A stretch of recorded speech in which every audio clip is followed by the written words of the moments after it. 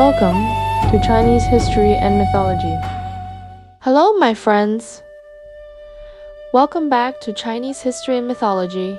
Last time, we talked about how Duke Zhuang of Zheng had a younger brother, Taishu Duan, who grew more and more ambitious under the open favoritism of their mother, Lady Yang. Out in Jing City, Taishu Duan kept expounding his army.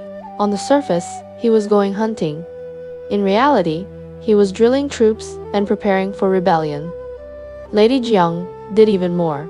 She personally wrote a secret letter telling him to raise his troops on the 5th day of the 5th month. She promised that on that day, she would hang a white banner on the city tower back in the capital and open the gates for him from the inside. But before that letter ever reached him, it was intercepted by Gongzi Lü. The whole plan was exposed ahead of time. Duke Zhuang did not argue, did not explain, did not confront anyone. He simply sealed the letter back up and let it continue on its way. Once Taishu Duan sent his written reply, Duke Zhuang knew for sure. This time, his younger brother really was determined to rebel. On the surface, Duke Zhuang announced that he was going to Luoyang to assist the Zhou son of heaven with government matters and pay his respects. In reality, he quietly led troops around to Linyan by another route. Gongzi Lü, for his part, set up an ambush near Jing City and waited. Taishu Duan, however, was completely confident. He performed sacrifices to the banners, mustered his troops, and even sent his son to the state of Wei to borrow soldiers. As soon as he marched out of Jing City with his own army, Gongzi Lü's men lit signifiers inside the city as a prearranged sign, seized control in one stroke, and took Jing City. Then they posted public notices everywhere, laying out in detail everything Taishu Duan had done over the years, grabbing land, building up private forces, and defying his elder brother, the ruling duke.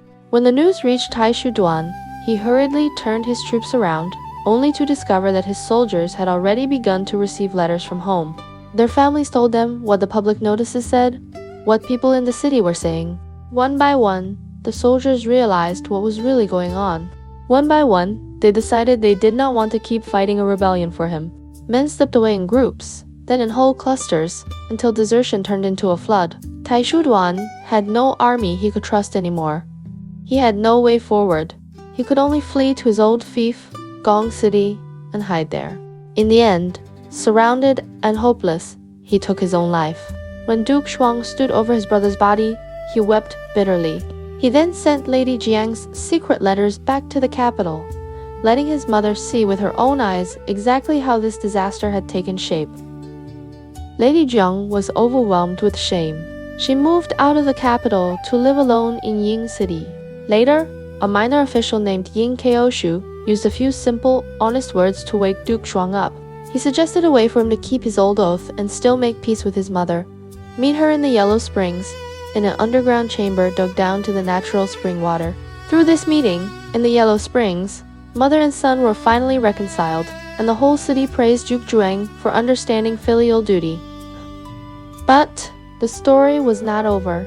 Taishu Duan's son, Gongsun Hua, had gone to Wei to borrow troops. On his way back, he heard that his father had died in Gong City. He wept with grief, burned with anger, and threw all the blame onto Duke Zhuang's head. The Marquis of Wei flew into a rage when he heard this. He declared that he would stand up for Gongsun Hua and restore justice by sending an army to attack Zheng. And that brings us to today's story. Today, we're going to keep following this messy, tangled knot between Duke Zhuang of Zheng and the Zhou royal house. Part personal grievance, part family drama, and part cold, hard politics. Before we go on, you can picture this scene in your mind. Duke Zhuang is seated on the audience hall throne. Below him, a ring of high officials and ministers stand in neat rows. Their faces are all different. Some look worried, some look calm, some are clearly thinking about their own interests. Outside the court, rumors are flying. In the state of Wei, Gongsun Hua is marching at the head of an army, getting ready to strike at Xiang. Our story picks up from exactly this moment. Duke Zhuang of Zheng was the first to speak. He asked something like, Gongsun Hua is now leading the troops of Wei to attack us. Does anyone have a plan? Gongzi Lü stepped out. He was the kind of person who spoke very directly, but also thought very deeply. He said, "My lord, there is an old saying. If you cut the weeds but leave the roots, when spring comes, they will grow back again." Back then, the only reason Gongsun Hua survived was because he was lucky. He should have been grateful. Instead, he feels no gratitude at all and has gone to stir up the state away to attack us.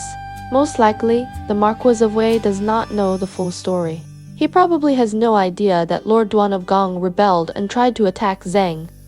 That is why he is willing to send troops for Gongsun Hua. If you listen to me, we do not need to fight right away.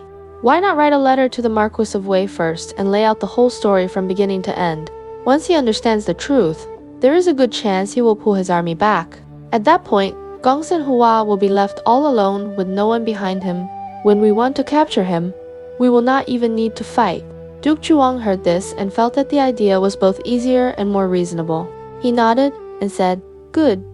We will do it your way." So he asked for brush and ink. Right there in the audience hall, he dictated a letter and had the court historian write it out. Then, he sent a messenger to carry it to Wei as fast as possible. Now let us listen to the main meaning of that letter. At the beginning of the letter, Duke Zhuang called himself Zhen Wusheng and wrote very respectfully to the Marquis of Wei. The tone was low and humble. First, he admitted his own shame. He wrote, "Unluckily, my family has fallen into a state where brothers turned against each other. That alone is shameful enough, and I feel I have let down all our neighboring states." But he quickly explained, "In the beginning, I had already granted some land to my younger brother, Shu Duan. I did not treat him unfairly. He, however, relied on the special favor of my mother, Lady Jiang, and refused to keep any rules. He acted wildly and made trouble, without the least respect for me. For the sake of the state left behind by our ancestors, I truly had no choice and had to remove him." Here, he brought up Lady Ji Yang as well. He wrote, "Because my mother favored Shu Duan so much, she always felt guilty and ashamed of herself. She could not bear to face anyone and chose to leave the capital on her own and live in Ying.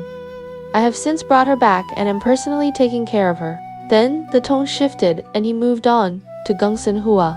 He wrote, "Now, this rebel, Gongsun Hua, hides all his father's faults and never mentions them. He ran to your noble state to seek shelter. The wise Marquis of Wei did not know what his father had done, so Yuezeli raised an army to fight Zun. When I think it over carefully, I cannot think of any way in which Zane has ever offended your state. I sincerely hope that you will stand with me and treat this traitor as our common enemy. Please do not let him destroy the good relationship between our two states, as close as lips and teeth. If the Marquis of Wei is willing to do this, that will be the greatest favor you can grant me." The Marquis Wan of Wei was sitting in his palace when he opened the letter. After he read it, he froze. He went over the facts in his mind and finally realized that he had been completely fooled by Gongsun Hua. He blurted out something like, "So, Lord Duan of Gong was that kind of man? A man who did not understand propriety or duty? Then he deserved to die. I actually sent troops for Gongsun Hua. Is that not the same as speaking up for a rebel son?" Once he understood, the Marquis of Wei immediately sent an order to the front, telling the Wei army to pull back at once. Unfortunately, the messenger was a little late. Just before that order arrived, Gongsun Hua had already taken advantage of the weak defense at Linyan and seized the place first. When this news reached Zhen, Duke Zhuang's face turned dark. He felt that he had already explained patiently and written such a proper letter, yet the other side still used real blades and real spears. That was no longer a misunderstanding. That was open provocation. So his attitude changed. He gave a new order. Since he has already struck first, then we have no choice but to answer with force. He sent the minister, Gao Qiumi, with 200 war chariots to retake Linyin and fight Gongsun Hua's troops head-on. By the time Zhao Qiumi reached the front line, the situation had already shifted. The Wei army had received the order to withdraw and was on its way home. Gongsun Hua had only his own followers left. With that little bit of manpower, he could not possibly fight the elite troops of Zhen. He knew he could not hold on, so he had to give up Linyan and retreat to Wei again for shelter. Gongzi Lü felt that this was a rare chance. If they won, that was good. If they could at least give Wei a hard lesson, that was also good. So he kept pressing forward and chased the enemy all the way to the outer walls of the Wei capital. Inside Wei, Marquis Wan was both anxious and panicked. He called all his ministers into the palace and held an emergency council. The atmosphere in the Great Hall was very tense. Some wanted to fight. Some wanted to make peace. A hot-headed prince named Gongzi Lü spoke first. His attitude was simple and rough. He said, "If soldiers come, we fight them. If water comes, we block it. What is there to discuss?" The old minister Shiqiu shook his head. He said, "No, this time Zhang has brought troops because we helped Gongsun Hua rebel first. They are here to demand justice. Duke Xing has just written a letter to us and laid out the whole story in detail. In my view, the best thing we can do is not to resist hard, but to write a sincere letter in reply and admit that we were at fault. If our attitude is honest, Duke Xing is very likely to withdraw his army. In that way, we can avoid fighting and still keep our face." Marquis Wan weighed both sides and felt that Shiqiu's advice made more sense, so he nodded and said, "Very well. We will do as you say." Right there, Shiqiu picked up the brush and wrote a reply to Duke Zhuang of Zheng. The main meaning was something like this. Wei Wan respectfully writes to the virtuous Duke of Zheng, who serves as minister to the Zhou king. "In the past, I believed Gongsun Hua too easily. I thought you had killed an innocent younger brother and locked away an innocent mother. I thought you did not care about family feeling. That is why I stood up for Gongsun Hua and sent troops to fight you. Now that I have read your long letter, I understand that Lord Zhuang of Zheng was indeed a rebel. I am deeply regretful. I have already recalled the troops that attacked Linian and hope you can forgive me. I am willing to have Gongsun Hua bound and sent back to Zheng for you to punish as you see fit. In this way, our two states can return to the good relations we had before. I only hope you will think this over kindly." When Duke Xuang received this reply and read it, he smiled and said, "Since the Marquis of Wei has already admitted his fault, we cannot push him too hard. In other words, the war could stop here." That was enough.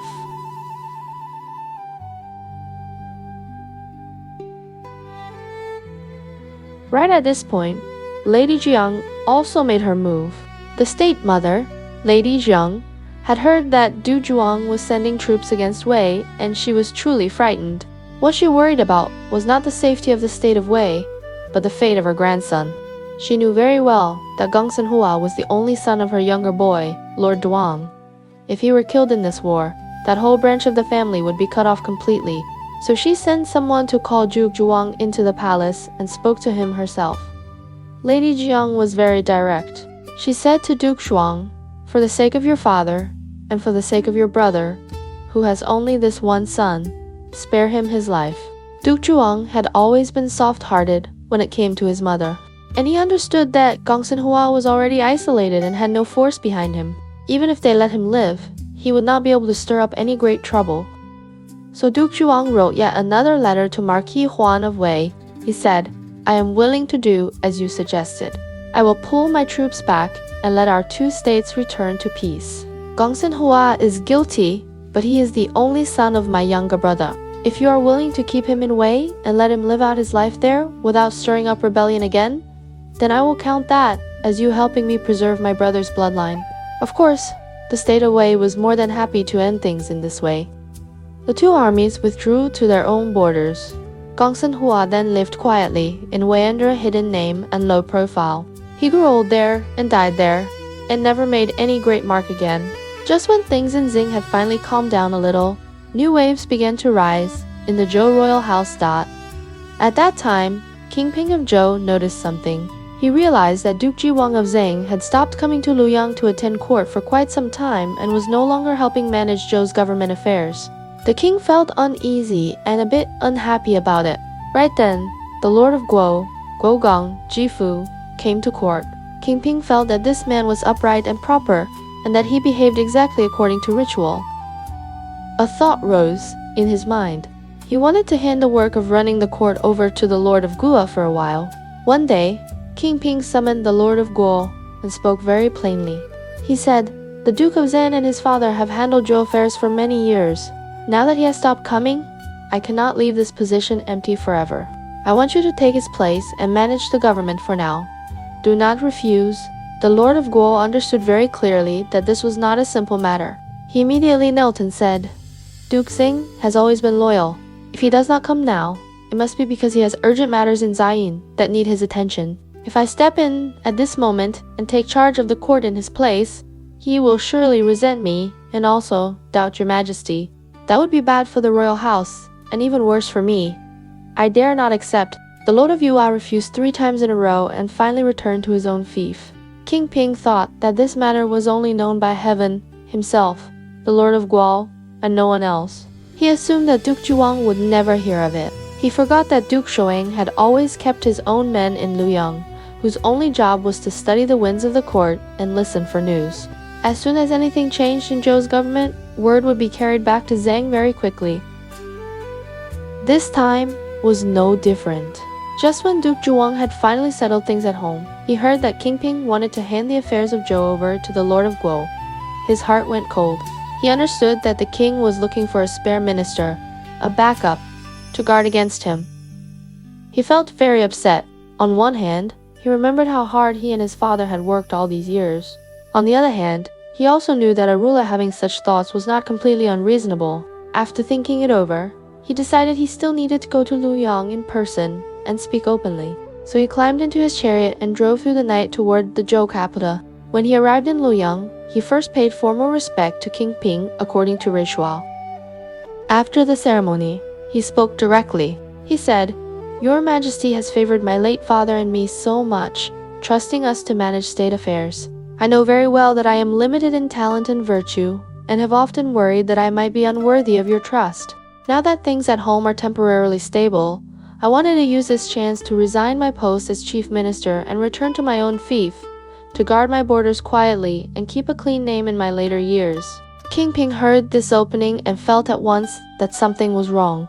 He quickly said, "My dear minister, when you have not been in office, my heart has not been at ease. Now that I finally see you again, I feel like a fish that has returned to water. How can you talk about resigning the moment you arrive?" Duke Shuang did not circle around.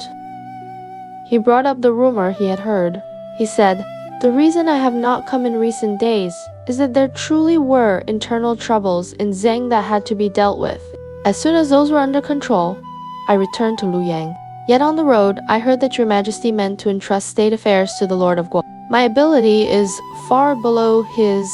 Since your Majesty already has a new plan, if I still cling to this position and accept court salary without stepping aside, that would mean I do not know my place. So I came here to resign formally." As soon as King Peng heard him mention the Lord of Guo, he felt a jolt of guilt. His face grew a little strained. He had no choice but to explain. "While you were away, I only wanted to find someone to help you look after government matters for a while. Once you returned, it would still be yours to manage. The Lord of Guo has already refused me again and again, and I have already sent him back home. You do not need to worry." Duke Shuang listened, but his heart was still half doubtful. He then spoke more heavily. He said, "Your Majesty, the realm of Zhou is your family's realm, not the realm of the House of Zheng. It is your right to choose whom you use and whom you do not. The Lord of Guo is certainly able to help you govern. So now I resign my position as chief minister, not because I resent you, but because I do not want anyone to think I cling to power and cannot let go. I hope you will allow it." When King Ping heard this, he felt that no matter how he explained, Duke Zhuang would feel there was a thorn in his heart. The king himself began to feel wronged and even a little desperate. He said, "You and your father from Xing have truly done great service to Zhou. I have entrusted state affairs to you and always believed in you. For more than 40 years, we have lived well together as ruler and minister. Now, you suddenly think I have wronged you. How am I supposed to prove my sincerity? If you really cannot trust me, then I will send my heir, Crown Prince Hu, to Xing to live as a hostage. Would that put your mind at ease?" The moment the word hostage came out, Duke Zhuang was frightened. He quickly knelt again and said, "Your Majesty, you must not say such a thing. Serving in office or stepping down, that is the proper duty of a minister. How could the son of heaven's own son go to a vassal state to live as a hostage?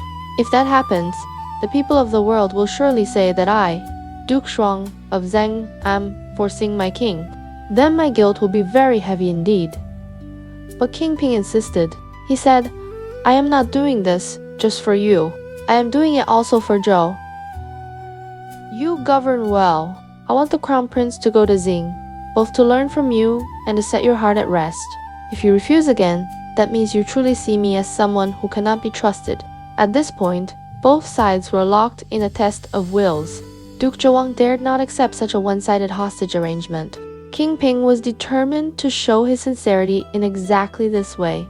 The ministers standing in the court could see very clearly that if this continued, the tension between ruler and minister would only grow worse. Then one of the ministers stepped forward with a suggestion. The basic idea was, if only the Zhou side sends the crown prince to Jing as a hostage, that truly breaks ritual and makes the son of heaven look lower than his vassal. If Duke Zheng does not give anything of his own in return, it will be hard for anyone to accept. Why not have both ruler and minister exchange hostages? That way, each side shows trust in the other, and both sides can set their doubts aside. It would be a solution that works for both. King Ping heard this compromise and thought it was good. He said, very well, we will do it this way. So Duke Zhuang first sent his own son, Hutu Luyang, to live at the Zhou court as a hostage, and King Ping sent Crown Prince Hutu Zheng to live in the Zhang palace. Later historians judged this move very harshly. They said that ruler is ruler and minister is minister, and that their ranks should be clearly divided. Yet, in that year, the distinction was blurred. To keep trust between them, ruler and minister had resorted to exchanging hostages, like merchants in the marketplace, swapping collateral for a deal. Someone even wrote a poem about it, meaning that, from this step forward, the order of the Zhou royal house would become weaker day by day. However, if we look at it from a practical point of view, once the exchange of hostages was done, Duke Zhuang finally put down his worries and stayed on in Luoyang to assist King Ping. On the surface, court and kingdom settled back into harmony between ruler and minister. King Ping ruled for a total of 51 years and finally died of illness in Luoyang. After King Ping's death, Duke Zhuang of Zheng and Zhou Gonghajian together helped manage the funeral and the transition. Then, Duke Zhuang brought his son, who had been living as a hostage in Luoyang, back to Zhang and let him succeed as the new ruler of Zheng. At the same time, the Zhou side also brought Crown Prince Hu back from Jing and put him on the throne as the new son of heaven. This was King Wan of Zhou. As soon as King Wan took the throne, the various lords all rushed to Luoyang to attend the funeral, offer condolences, and then pay their respects to the new king. Among all the lords, the lord of Guo, Jifu, was the first to arrive. He came dressed properly, behaved exactly according to ritual, and left a very good impression on King Wan and the court ministers. King Wan mourned his father's death, but in his heart he also felt that his father had died in Zenaf, to going there as a hostage. He could not help shifting some of his anger and resentment onto Zian. On top of that, he saw that Duke Zhuang of Zheng was already getting old, yet still held long-term control over Zhou affairs. This only made the young king more uneasy. One day, he spoke privately to Zhou Gonghajian. He said, back then, Duke Zheng made my father go to Zheng as a hostage. In his heart, he surely looks down on the house of Zhou. I have just become king, and he still holds the reins of power. In my view, sooner or later there will be trouble between ruler and minister. I think the Lord of Guo is humble, courteous, and understands the rules. I want to give him state affairs to handle. What do you think? Zhou Gonghajian thought further ahead. He warned King Wan, Duke Xing is indeed sharp in temper and hard of heart. He is not the most gentle of ministers. But when Zhou moved east, it was the states of Jin and Zhen that did the most and earned the greatest merit. You have only just come to the throne. If you immediately take power from Duke Zheng and hand it to the Lord of Guo, Duke Zheng will certainly feel wronged. As soon as he gets angry and stirs up trouble, the Zhou royal house will be in danger. You must think very carefully about this. But King Wan did not want to keep living under Zheng's shadow. He thought, I cannot be controlled by him for my whole life. So he gritted his teeth and said, I have decided. I cannot delay this any longer.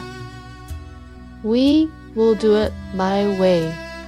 The next morning, King Wan went to court, as usual.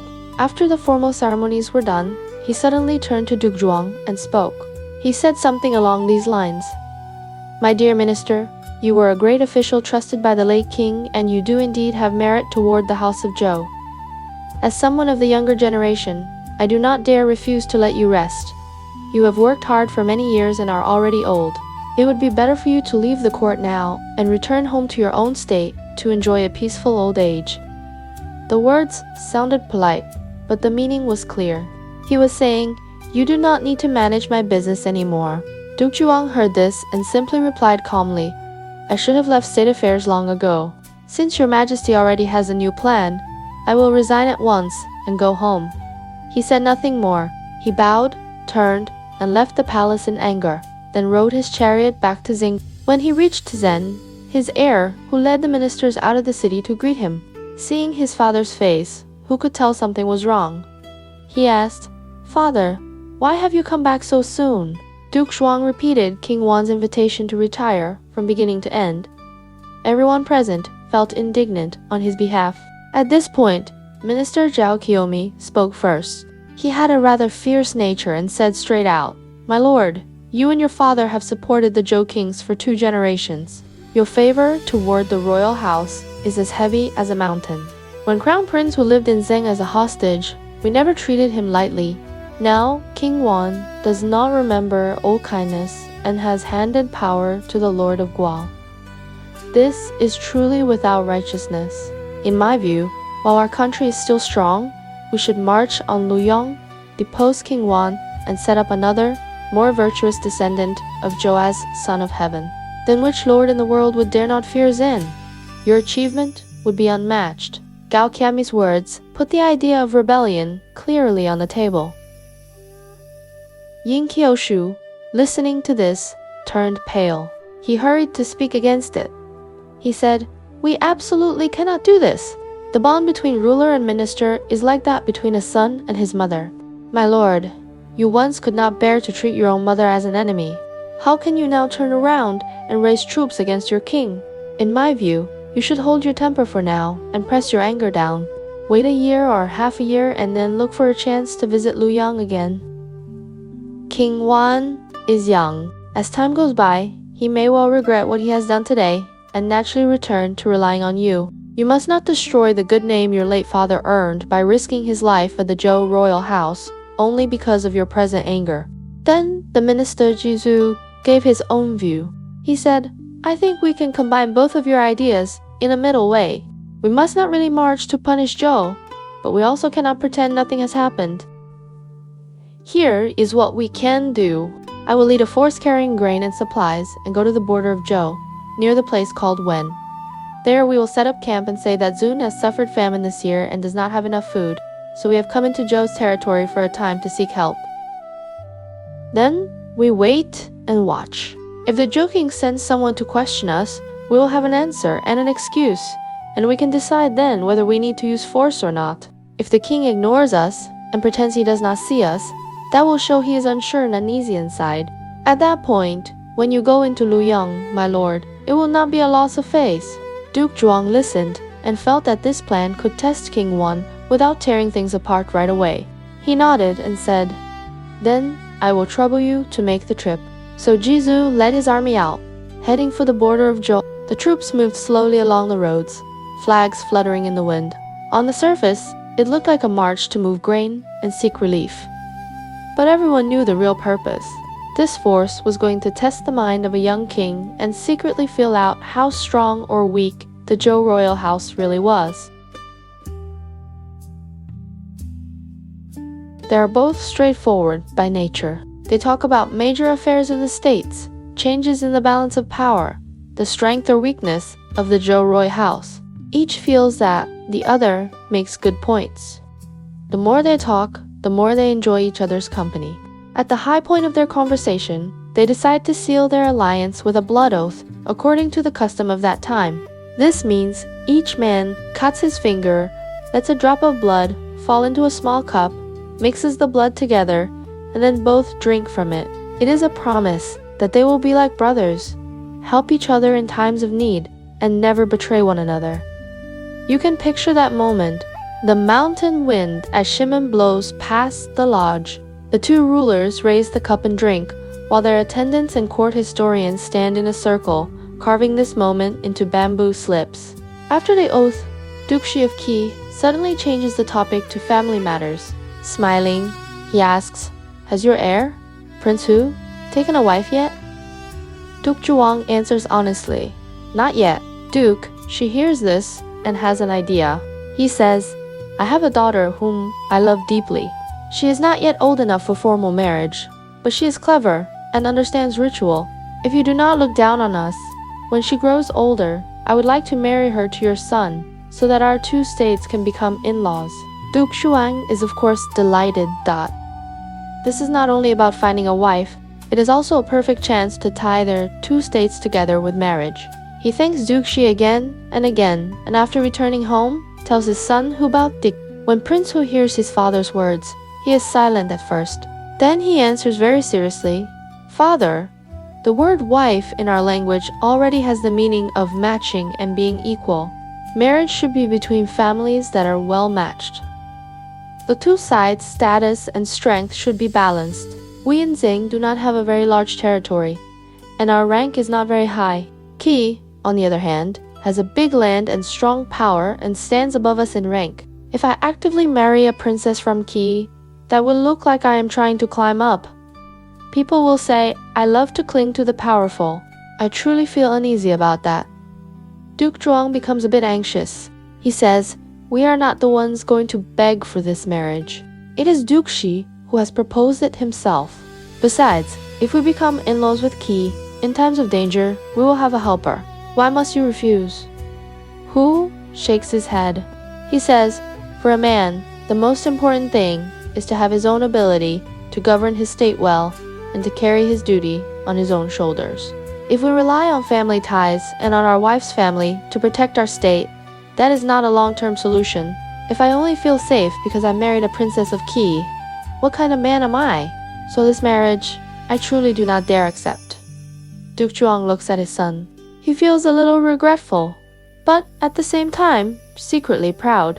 In his heart, he thinks, at least this child has backbone and his own ideas. After thinking it over, he chooses to respect Hu's decision and does not force him. Before long, the envoy of Qi comes again to Zhentu, ask about Prince Hu's answer.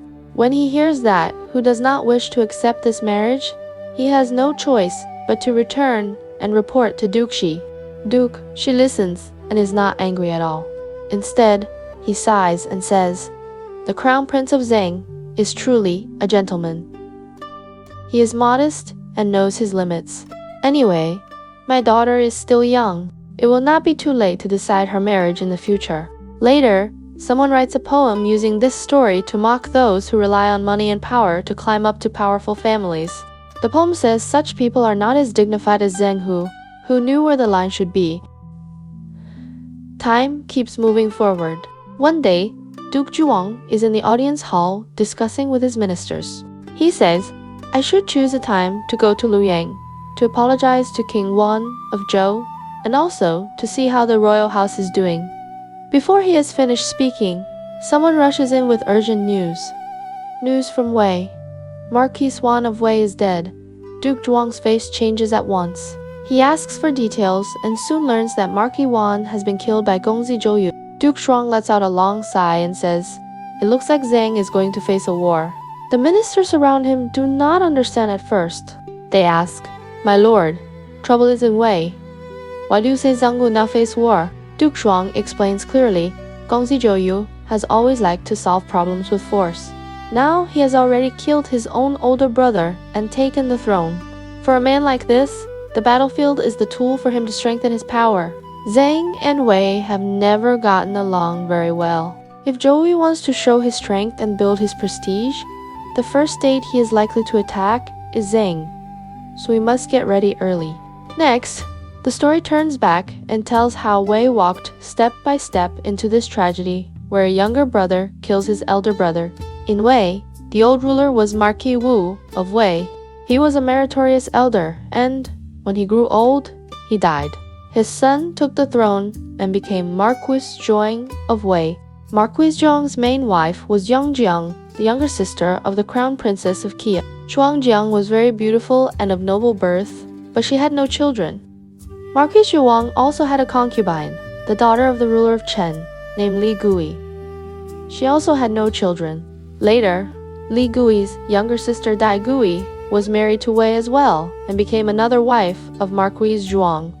Dai Gui gave him 2 sons. One was named Wan, the other Jin. By the rules of ritual, Wan as the elder should be the one to inherit the throne. Zhuang, although she had no child of her own, did not feel any jealousy. She treated Wan as if he were her own son, caring about his studies, his manners, and his daily life.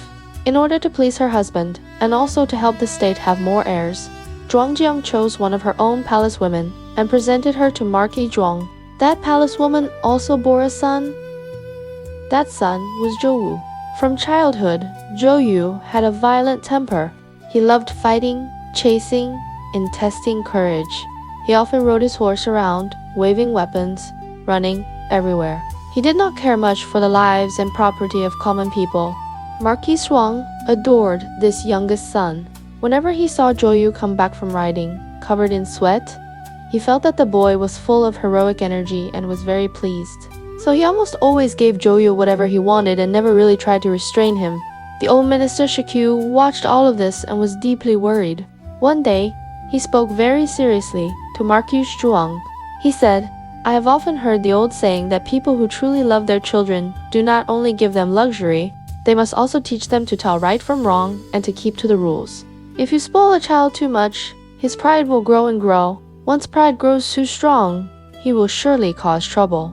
If you really plan to pass the throne to Zhou one day, then you should make him crown prince now, in the open, and let him start learning how to be a ruler. If you do not plan to give him the throne, then you must control him now. Otherwise, great disaster will come in the future." Marquis Zhuang only nods in mouths agreement, but does not really take it to heart. He goes on, spoiling Zhou as before, and keeps turning a blind eye to what he does. Shikyu has a son of his own named Shi Hu is about the same age as Zhou, and the two become very close. They often ride out of the city together to hunt, and sometimes bully villagers in the countryside. Shikyu knows his son has fallen in with bad company and feels desperate. Once, he is so angry that he picks up a whip and beats Shihu 50 times, then locks him in an empty room to make him reflect. He forbids him to go out, but in the middle of the night, Shihu climbs over the wall and runs away from home. He goes straight to Zhou's residence for shelter. From then on, he basically lives there every day, eating, drinking, and having fun with Zhou, and simply not returning home. Shikyu sends people again and again to call him back, but Shihu refuses to come. Seeing this disobedient son, Shikyu is both angry and heartbroken, but he can do nothing. Time passes. Marquis Zhuang dies. By ritual, the elder son Wan inherits the title and becomes Marquis Wan of Wei. Marquis Wan's personality is completely different from Zhou's. He is weak, timid, and not good at making decisions. When Shikyu sees the new ruler's character, he knows it will be hard for him to hold Wei together. Shikyu, himself, is already old, so he chooses to retire and asks to step away from state affairs. Zhou sees that the man who could restrain him has left office and that the real ruler, Marquis Wan, is very weak.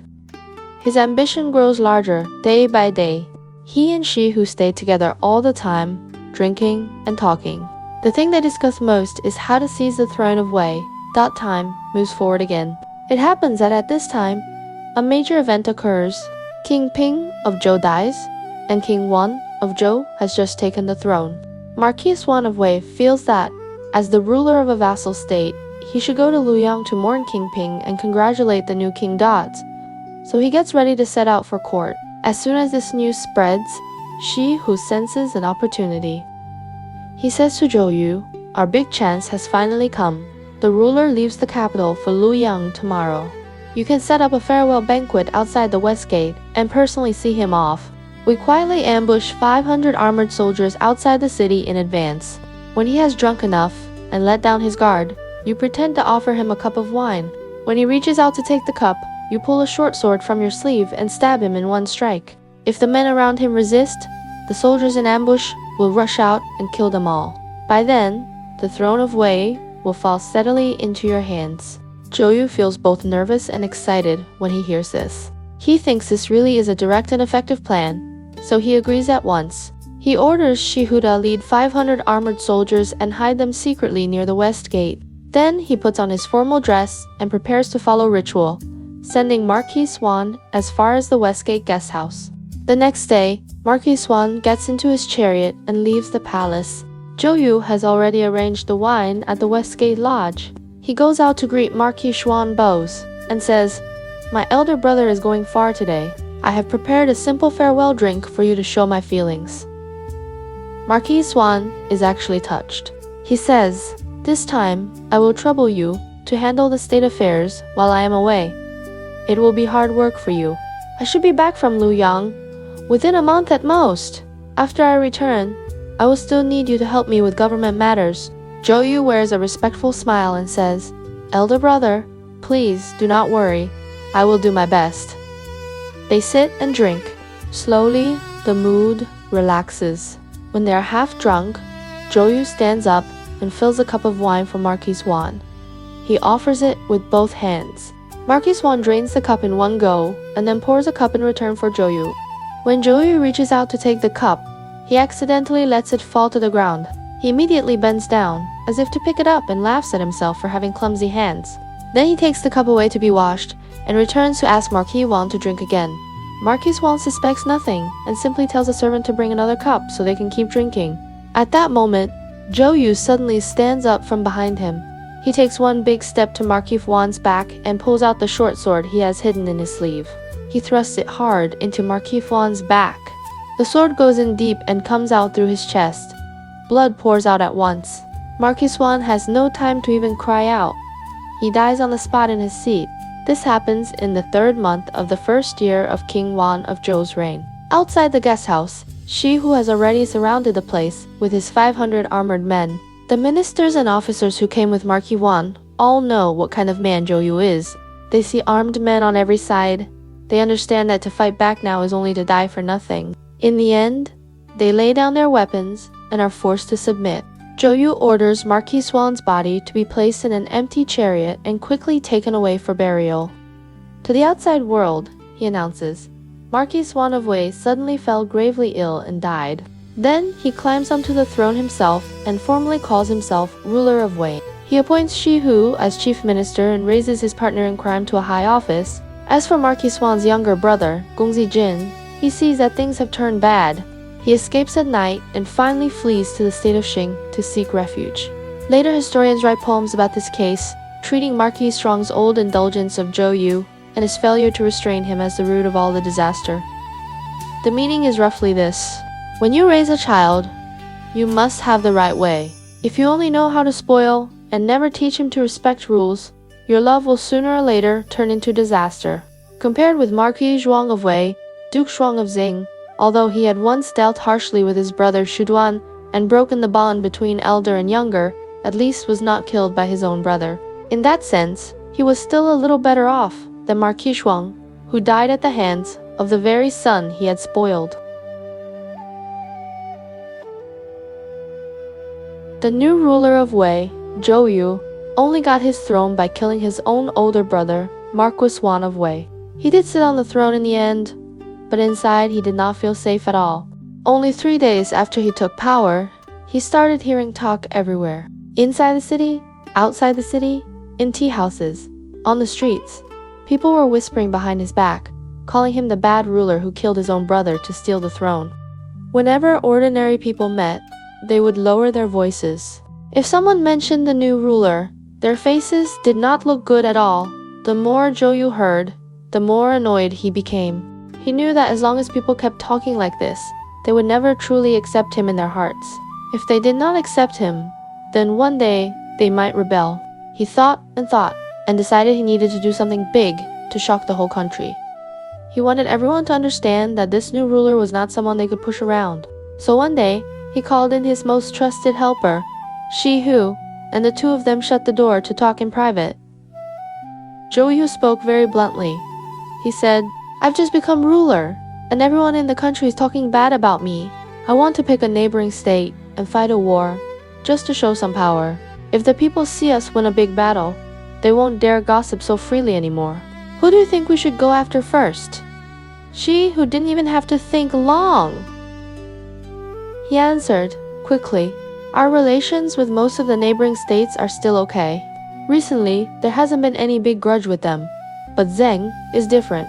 When Gongsun Hua caused trouble before, Zheng took the chance to send troops against us. Our late ruler was put in a very weak and passive position. In the end, he even had to bow his head and admit he was wrong in front of Zheng. That shame is still hanging over Wei today. If you want to fight a war, the first target has to be Zhen. Zhou Yu really wanted to agree on the spot, but he wasn't completely brainless. He frowned and said, but Zheng isn't standing alone. Xin and Qi swore an alliance at Shimen. If we, Wei, go fight Zheng by ourselves, Qi will definitely send help. At that point, we'd be fighting two states, Zhang plus Qi. If it's just us against them, how are we supposed to win?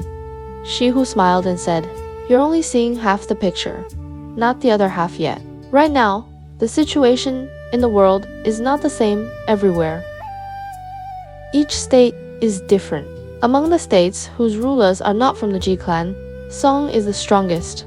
Among the Ji clan states, Lu has the highest status. If you want to attack Xing, you have to find a way to pull Zong and Lu in first, and have them move their armies with us. Then we get Chen and Tai to send troops as well. That way, with Song, Lu, Chen, Tai, and US, Wei, we'll have 5 states attacking Zhang together. With that kind of force, even if Zhang has Qi on its side, they still won't be able to hold out. As Zhou Yu listened, his eyes started to shine, but he was still a bit unsure. He said, Chen and Tai are both small states. They've always been obedient to the Zhou king. Zhang and King Wan of Zhou just fell out not long ago. Chen and Tai definitely know about that. If we call them to fight Zhang, of course, they'll be happy to go.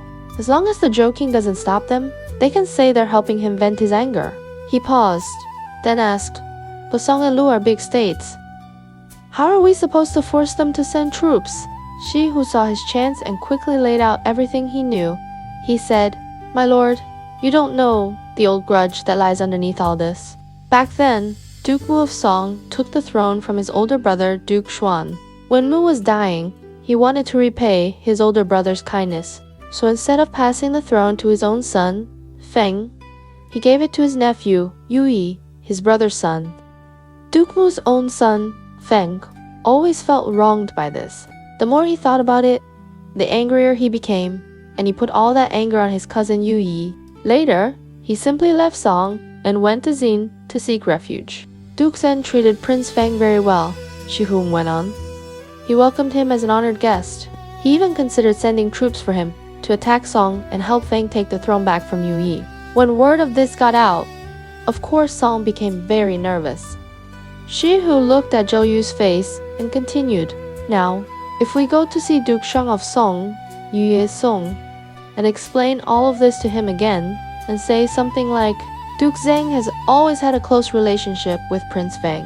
If one day he really sends troops for Feng, and the people of Song remember Duke Mu's kindness and turn their hearts toward Mu's own son, then your throne will not be stable. This time, when we attack Zhen, on the surface it looks like we're helping Wei get revenge. But in truth, we're helping Song remove this hidden threat. If we put it this way, Duke Zhang is already nervous about exactly this issue. How could he refuse? Once Song agrees, Chen and Tai will follow, because they listen to Song. After finishing with Song, Shihu turned the topic to Lu. As for Lu, things are also very clear right now. In name, they have their ruler, Duke Yin of Lu. But in reality, power over the government and the army is in the hands of Gongzi Hu. Duke Yin is like a tablet set on the altar, a symbol sitting there. If we send rich gifts and bribe Gongzi Hui heavily, he will be very happy to send troops. For him, each military campaign is one more chance to show his power inside Lu. When Zhou Yu heard this, he could no longer hold back his excitement. He broke into a proud smile and nodded heavily. Good. This is a good plan. We'll do exactly as you say. Once the decision was made, things moved fast. That same day, Wei sent out several groups of envoys. Some went to Lu, some to Chen, some to Tai, inviting them to join a campaign against Zheng. Only the envoy Tu Song was left for last.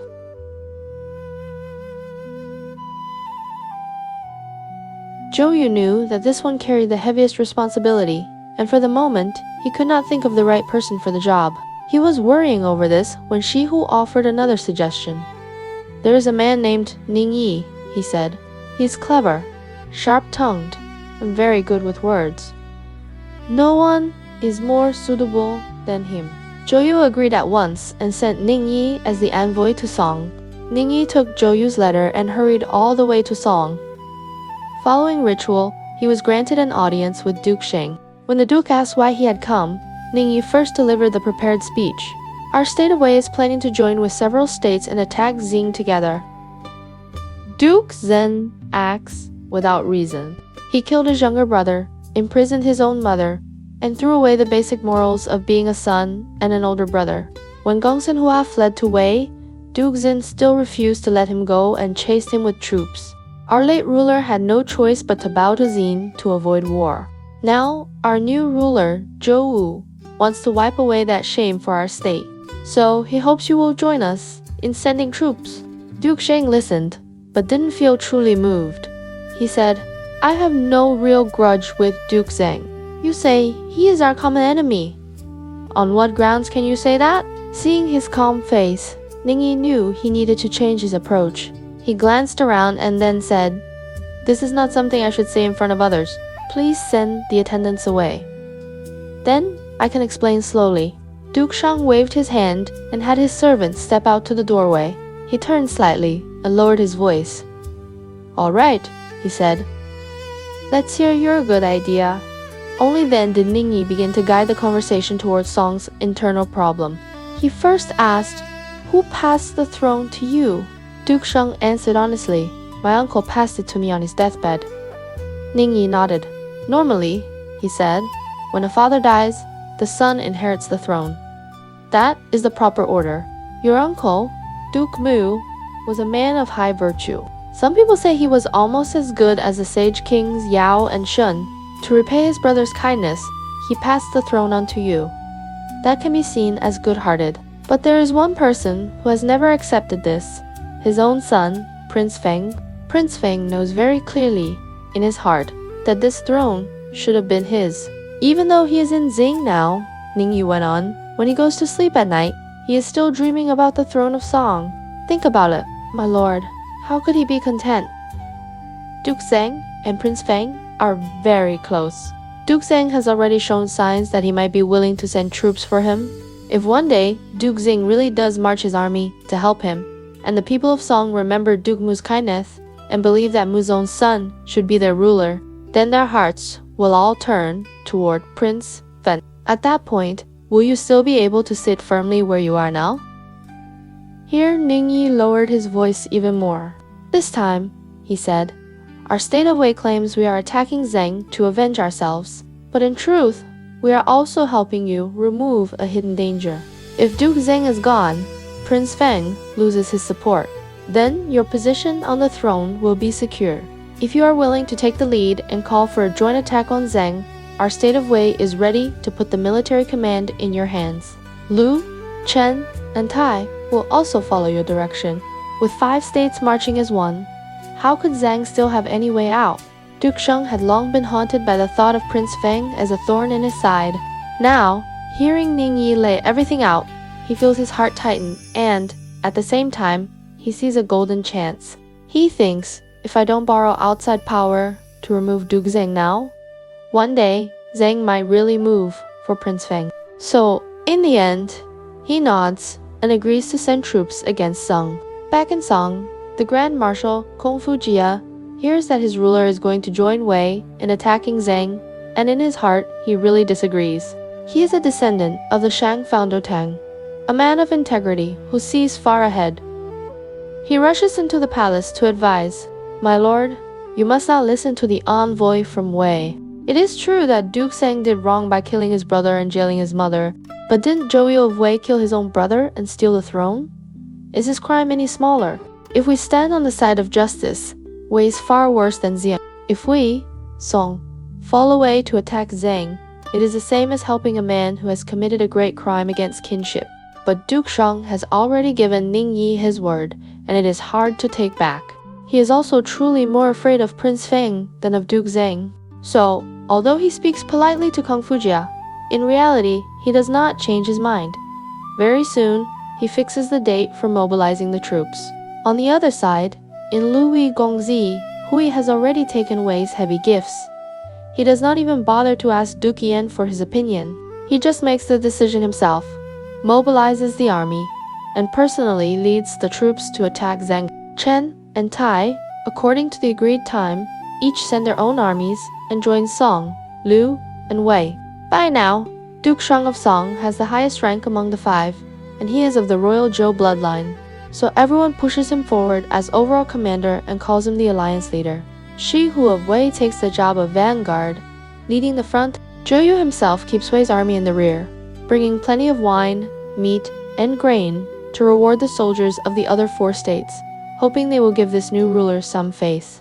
When all five forces gather, they have a total of 1,300 war chariots. You can imagine row after row of chariots approaching from the distance, horses in front, armored soldiers on top, banners snapping in the wind. This allied army marches straight to the east gate of Zheng's capital and surrounds the area, completely blocking the roads. Duke Zhuang of Zheng stands on the city tower and looks out. What he sees is not the army of one state, but 5 flags and 5 kinds of armor. He goes back into the palace and immediately gathers his ministers to discuss what to do. For a while, everyone is talking at once. Some say they should march out and fight right away. Some say they should shut the gates and sue for peace. Others say they should hurry to ask for help from another state. Voices overlap, and the hall is in chaos. Duke Zhuang listens for a while, then smiles and waves his hand. What you've all said, he tells them, still isn't steady enough.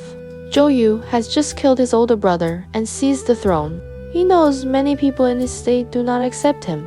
That's why he is using this excuse of washing away shame for the state to launch a foreign war. He wants to use outside armies to help him intimidate his own people. He then slowly lays out his analysis. Gongzi Hui of Lu is here for money. He only sent troops because he took a heavy bribe from which Chen and Tai have no deep hatred with us. They came to give face to Song and Wei, not to risk everything on the battlefield. Only Song is different. Duke Sheng has always feared Prince Feng of Song, who is in Zing, as a threat to him. So he is the only one who truly wants to help Wei and strike at us. Here, Duke Zhuang's eyes change. He already has a plan in his heart.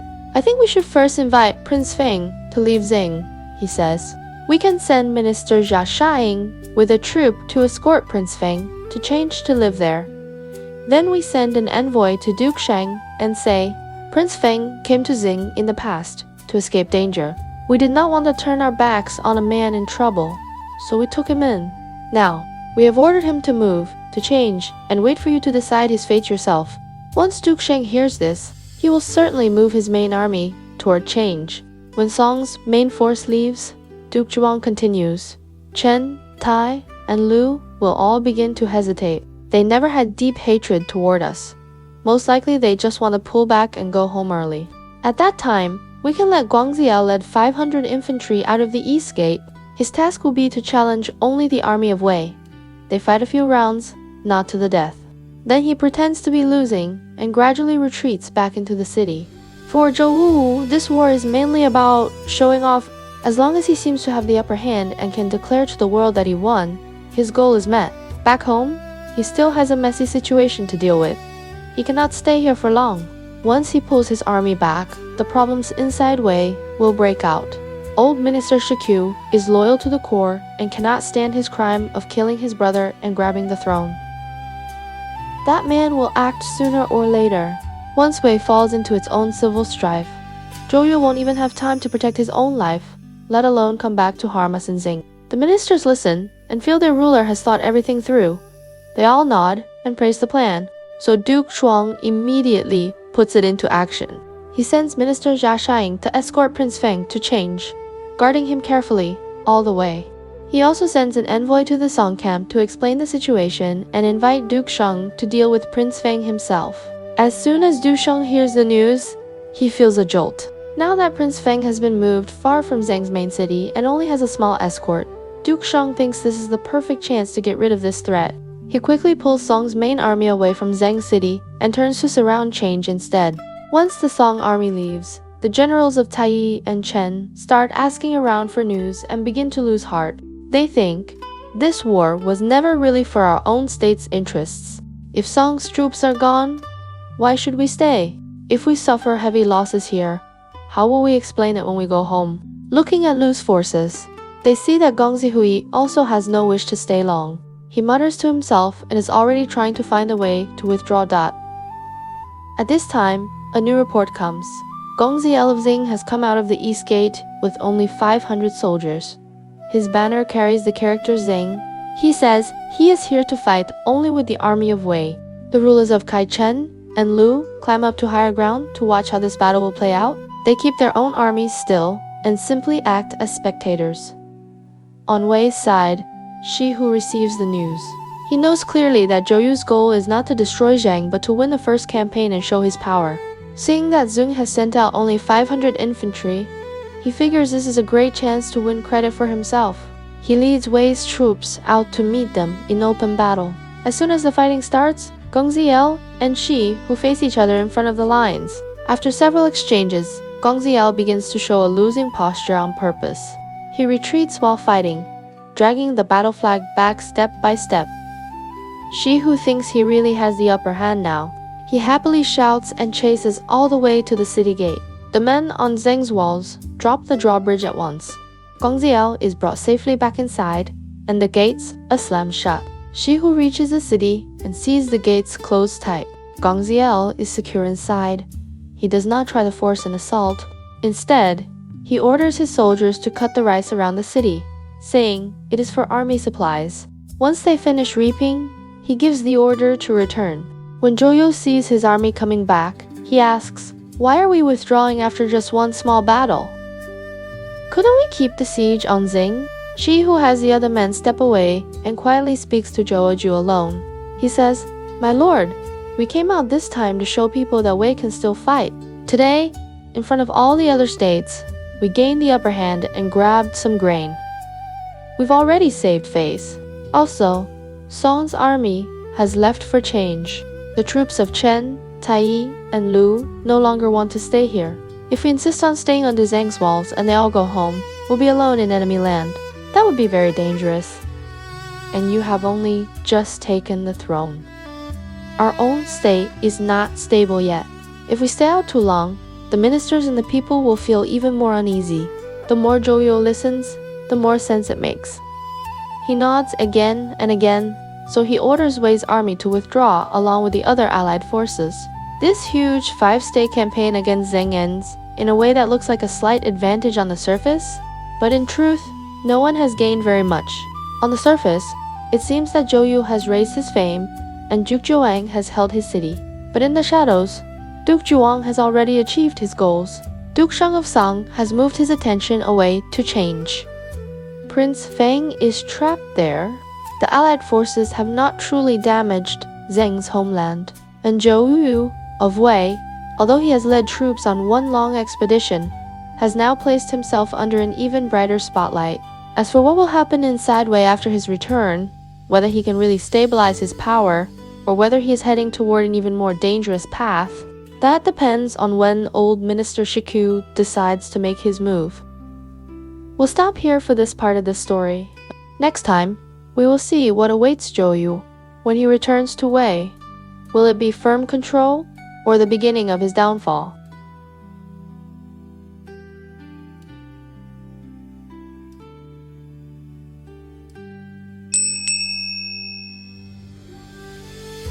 Chinese culture mini lesson. Did people in ancient China eat hot pot? Before we dive into today's story, let me take a moment to explain, very quickly, what hot pot is for friends who've never tried it before. In English, there isn't a perfect translation for the word huoguo. Some people say hot pot. Some people say Chinese fondue. But honestly, neither of these is quite right. Hot pot is not just dipping sauce, and it's not grilling on a stick dot. It's a very Chinese, very special way of eating. The simplest way to describe it is this. Hot pot is when you put a big pot of boiling broth in the middle of the table, keep it bubbling the whole time, and everyone cooks their own food in that shared pot. You drop the ingredients into the soup, wait a few seconds or a few minutes until they're ready, fish them out, and eat them right away. You can imagine the scene like this. Right in the center of the table, there is a pot rolling and bubbling, steam rising up like a warm cloud. Around the pot, there are plates of all kinds of ingredients, very thin slices of meat, vegetables, tofu, mushrooms, meatballs, seafood. Whatever you want to eat, you can throw in. You pick up a slice of meat, drop it into the boiling broth. In just a few seconds, the color changes. The aroma comes up, and your mouth starts watering. You pull it out, dip it into your favorite sauce, and when you take a bite, it is hot, tender, and full of flavor. The key point of hot pot is not that the chef cooks the dishes for you. The key is that you cook your own food at the table, and you can watch it slowly turn from raw to cooked in that steaming broth. Many foreign friends, when they see hot pot for the first time, will say something like, "So, you basically moved the kitchen onto the table." Yes, that's exactly right. We move the kitchen onto the table, and everyone becomes their own little chef. There is also something very charming about hot pot. It is almost never eaten alone. You usually need at least 2 people, 3 people, a whole table of people. You dip food for each other, pass plates back and forth, talk, laugh, warm up, drink soup, and eat meat together. The steam above the table, the heat from the pot, and the noise of everyone talking together create a very warm, social feeling. So hot pot is not only food it is also atmosphere. It's a ritual that gathers people around the same pot. If you've never had hot pot before, you can imagine it like this. A Chinese-style gathering where people are cooking and eating at the same time, talking and laughing while a big cloud of warm steam rises between them. In winter, this is especially sinful, deeply satisfying. Alright, now that we have that basic picture, we can move on. Today's topic is, did people in ancient China actually eat hot pot? And if they did, was it anything like what we eat today? The answer might surprise you. Let's step into the history of hot pot and see how this steaming, bubbling flavor traveled all the way from 3,000 years ago to our tables today. So, did ancient people eat hot pot? If you ask people in China today, what's the happiest thing to do in winter? Most of them will probably say something like sitting around a table with friends, eating a big pot of hot pot, the bubbling broth, the rolling red chili oil, the smell of dipping sauces, the fogged up table, the clouded glasses. In that moment, you feel like your whole body is wrapped in warmth. Today, we're talking about a very fun question. Did people in ancient China eat hot pot? Was there a hot pot, the same as what we eat now? And who was it that first took this poor people's pot and carried it all the way onto the emperor's royal banquet table? You'll see that the history of hot pots is much more dramatic than we usually imagine. At first glance, hot pot feels like a modern invention. After all, modern hot pot chains have spread from north to south across China and then overseas. We have spicy broth, mild broth, yuan-yang double flavor pots, copper pots, charcoal pots, induction stoves. Everything looks very up to date. But actually, if we simply define hot pot as cooking ingredients in a pot and eating them immediately, then its history becomes frighteningly long. As early as the pre-Qing period, people in China already had something like the ancestor of hot pot. Back then, it didn't have the name huoguo yet. It was called shinding, a tripod cauldron with liquid inside, heated from below. You'd pour in water or broth, throw some food inside, let it cook, then fish it out and eat. This action is almost exactly the same as our swish-swish motion when we cook thin slices of meat today. By the Han Dynasty, people had even invented small metal pots with inner divisions. One pot was divided into several sections, like a grid, so different ingredients or flavors could be cooked at the same time. You can imagine it as one of the earliest multi-compartment hot pot designs, maybe even a prototype of the modern 9-grid spicy pot. But back then, people were not eating beef tripe or pork aorta like many of us do today. Their main star ingredient was rabbit. People in ancient times especially loved rabbit meat. They even gave rabbit hot pot a very poetic name, 剥虾公. It means that when the rabbit meat is cooked in the boiling broth, it turns white and tender. When you take it out, it looks reddish and shiny, like a piece of rosy sunset, cloud in the sky dot. It sounds almost dreamlike, doesn't it? As we move forward to the Song dynasty, people really started eating in a way that looks very much like our modern hot pot style. Everyone sitting around the same table, cooking and eating at the same time. By then, hot pot had become very social. The rich ate it. The poor also ate it. The difference was only in ingredients. Rich families used good cuts of meat. Poor families used offal and scraps. But everyone loved this steaming, warming way of eating. Especially in cold weather, when a pot was brought to the table, the warmth went straight into the body and into the heart. However, the real push that made hot pot spread widely among ordinary people came from two groups: the Mongols and the northern Chinese. The Mongols loved lamb, but they didn't enjoy biting into big chunks of fat, so they started slicing lamb very thin and then briefly swishing it in boiling water, just until it changed color. This is basically the original form of what we now call mutton hot pot or instant boiled lamb. As they rode and fought across the steppe and into the central plains, this way of eating traveled with them and eventually took root, becoming a favorite all across the north.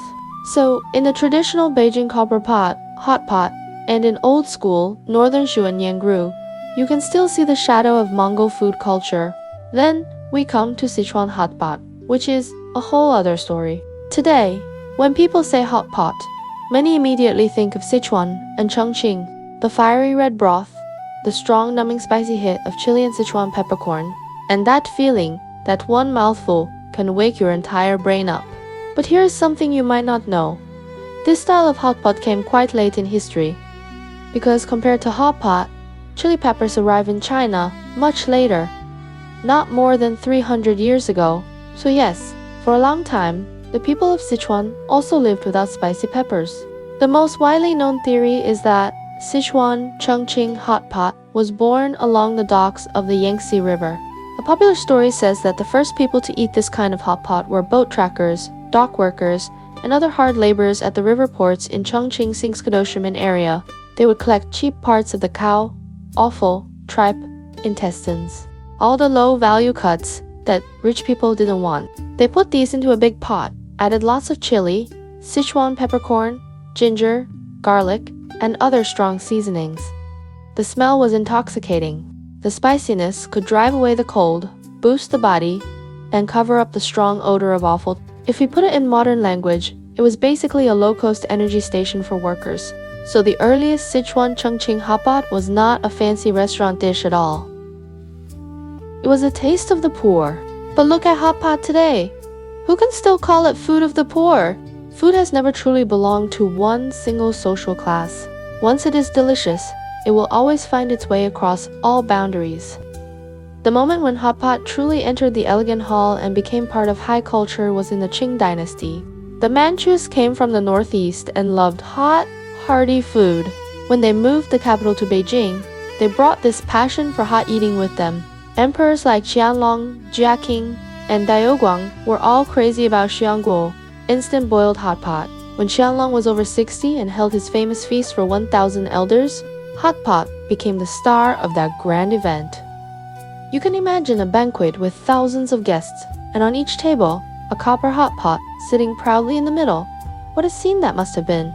According to Qing court records, the imperial banquets were divided into different grades: first class, second class, and so on. But no matter which grade, every table had to have a hot pot. The difference was in what went into the pot. On some tables, they cooked venison.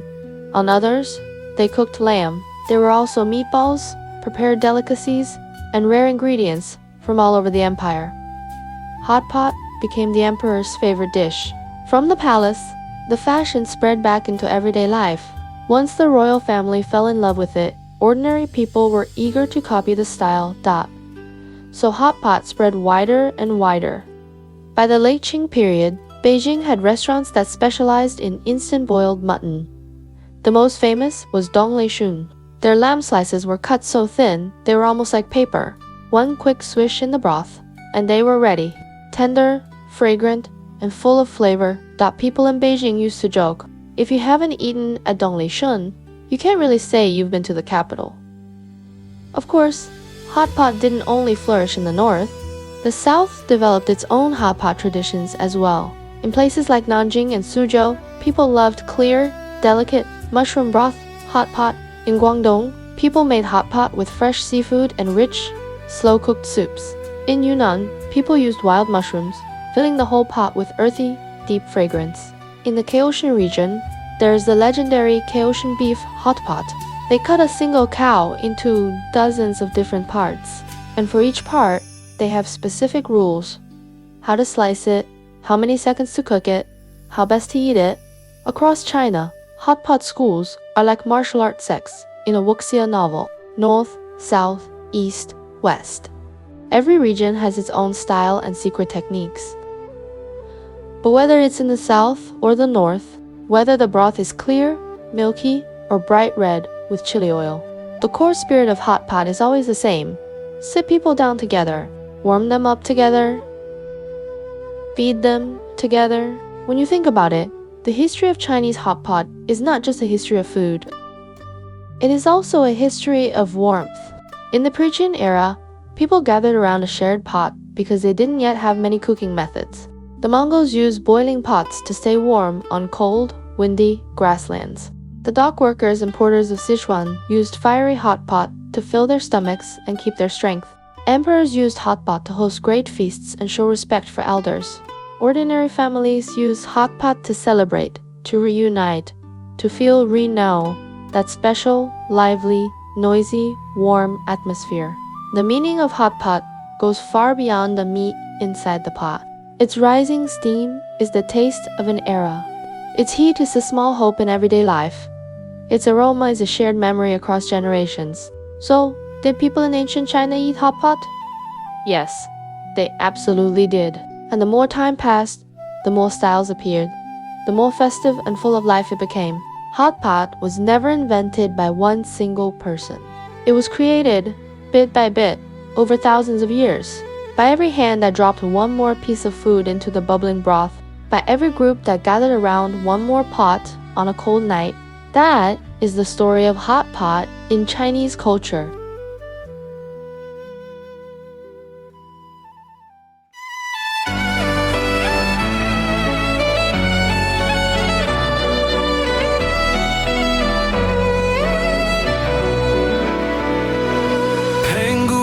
The sky in light, Nua healed the broken heart.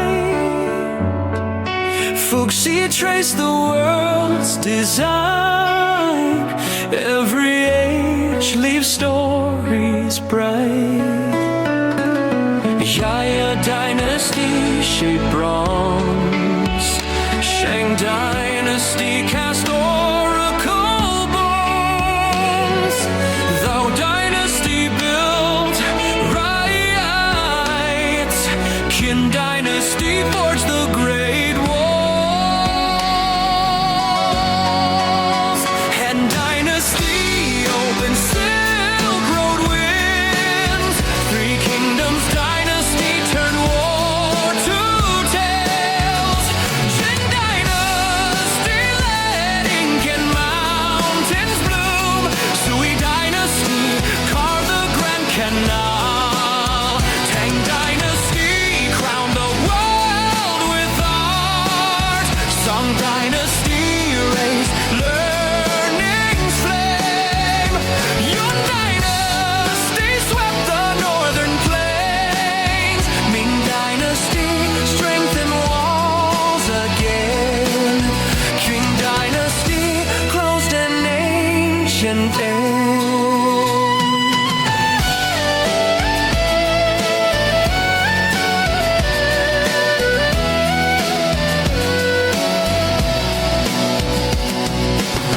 Every age leaves stories always bright. History and myth ignite in endless light. China's history moves in mystery through the night. Footsteps of this land enchant the world in light.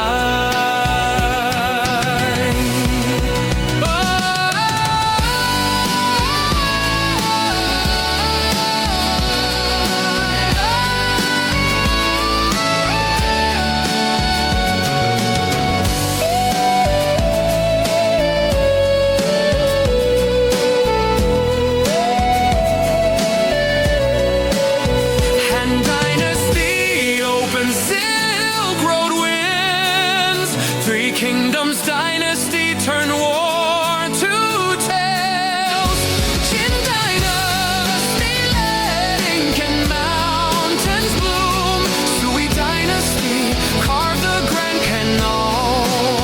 Tang dynasty crowned the world with art. Song dynasty raised learning's flame.